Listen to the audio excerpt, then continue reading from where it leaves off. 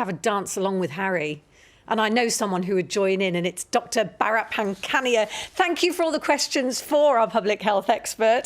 You'd join in, wouldn't you, Doctor? I would try.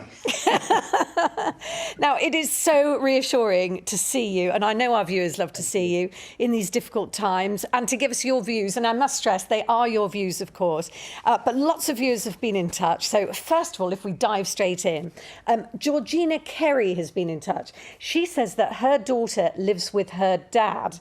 So Georgina normally has her on a Saturday, but lives with her parents and is worried about the two households mixing. Georgina wants to know, is it okay still to have her daughter? So she's between the two households. I think Harry answered this question for us eloquently. Harry got infected and other people in his family were also infected. And therefore, not knowing a lot about her daughter's movements, interactions, and other things in her own life, it would be risky to come home to mum's home, where mum also has parents who will obviously be older than mum. Therefore, knowing what we know, I would say, if you can help it, don't do it. Okay. Anita Harper would like to know, how often do you think you should a material face mask be replaced, assuming that it's washed daily? It all depends on how well it was first made and the materials that were used. I personally would say you really need a water repellent tight, in other words, small pores, outer layer, an absorbent inner, and then another absorbent inner layer. If it is made that way and it looks like it's holding its own, then you may use it maybe a couple of months, no more than that. I would really say it is better, safer to change your masks at least every few weeks if these are the homemade varieties, and the disposable ones every few hours if you're wearing them all the time. Every few hours. Oh, okay, that's good to know. Bob Hale is watching us in Portishead. He's emailed to say, is there a safety issue with joggers running in front or close to pedestrians?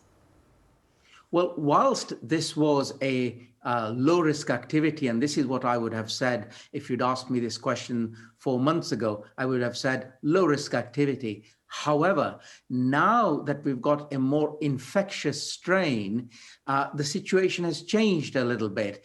And I would say, even if you're outdoors, with other people, not in your group, and there's lots of them, do wear a mask. So in answer to your question, it is not a zero risk. If there are lots of such people passing you by, somebody who is highly infectious could theoretically infect you. So if you are amongst those people, wear a mask. Okay. Dave Stockley is an after-school golf coach and wants to know, why has the government decided, do you think, that fishing locally is permitted under the rules, but playing golf isn't? He thinks golfers are being affected physically and mentally. Yeah, and I have my sympathies with many sporting colleagues and friends and people out there.